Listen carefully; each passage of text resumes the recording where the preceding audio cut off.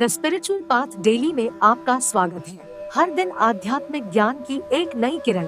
देखिए, भारत के इतिहास में ना कुछ कहानियां सिर्फ किताबों में नहीं मिलती, वो तो पत्थरों में बसी होती हैं। आज हम एक ऐसे ही अजूबे की कहानी जानेंगे।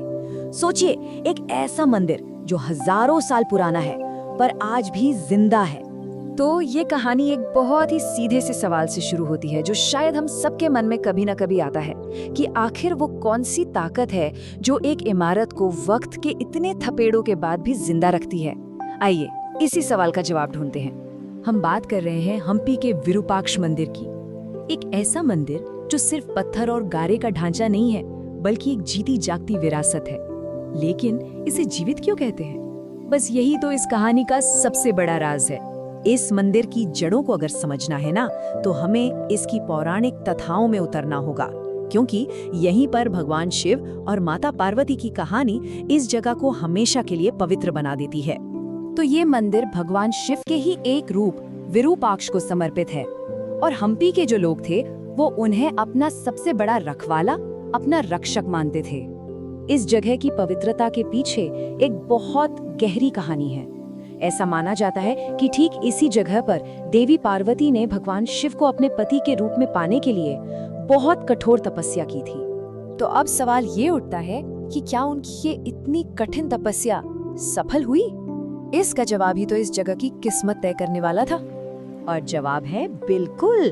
भगवान शिव उनकी भक्ति से इतने खुश हुए कि इसी पवित्र धरती पर उन्होंने देवी पार्वती से विवाह कर लिया, और बस तभी से ये जगह हमेशा हमेशा के लिए पवित्र हो गई।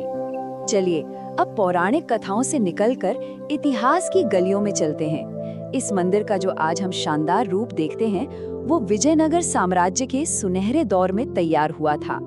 जैसे ही विजयनगर साम्राज्य की स्थापना हुई, इस मंदिर की तो जैसे काया ही पलट गई। राजाओं ने इसे और भव्य बनाया, ऊंचे ऊंचे गोपुरम बनवाए, और फिर देखते ही देखते ये जगह सिर्फ एक पूजा की जगह नहीं रही, बल्कि पूरे दक्षिण भारत का एक बड़ा तीर्थ बन गई। लेकिन देखिए, हर सुनहरे दौर का कभी न कभी अंत तो होता ही है। विजयनगर के इतिहास में भी एक ऐसा भयानक मोड़ आया जिसने पूरे शहर को तबाह कर दिया।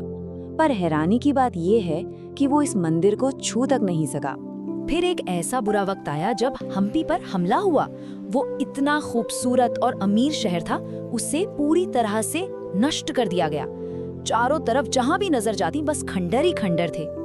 अब ये सोचना तो बड़ा ही स्वाभाविक है कि जब पूरा का पूरा शहर ही उजड़ गया तो मंदिर भला कैसे बचा होगा? क्या वो भी खंडर बन गया? और यहीं इस कहानी का सबसे बड़ा चमत्कार सामने आता है। जवाब है नहीं, मंदिर बच गया। सोचिए, एक तरफ जहां पूरा हम्पी शहर खंडहरों में तब्दील हो गया, वहीं दूसरी तरफ विरूपाक्ष मंदिर आज भी अपनी पूरी शान से खड़ा है। मतलब विनाश के बीच में जिंदा बच जाने की एक अविश्वसनीय कहानी। और ये मंदिर सिर्फ कोई पुरानी ऐतिहासिक इमारत बनकर नहीं रह गया है, ये आज भी एक धड़कता हुआ जीता जागता स्थान है।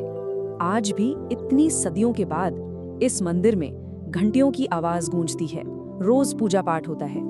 ये सिर्फ एक स्मारक नहीं है, बल्कि आस्था का एक ऐसा जिंदा केंद्र है जहां श्रद्धा की धारा आज भी बिना रुके बह रही है।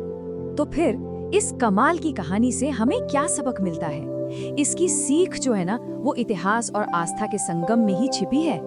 इस पूरी कहानी से दो बातें एकदम साफ हो जाती हैं। पहली, कि सच्ची आस्था और भक्ति पर वक्त की मार का कोई असर नहीं होता, और दूसरी, ये मंदिर इस बात का जीता जागता सबूत है कि विश्वास में वो ताकत है जो किसी भी विनाश को हरा सकती है।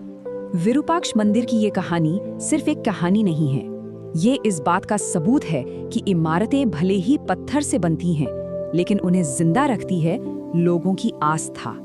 एक ऐसा चमत्कार जो आज भी हम्पी के उन खंडहरों के बीच सांस ले रहा है।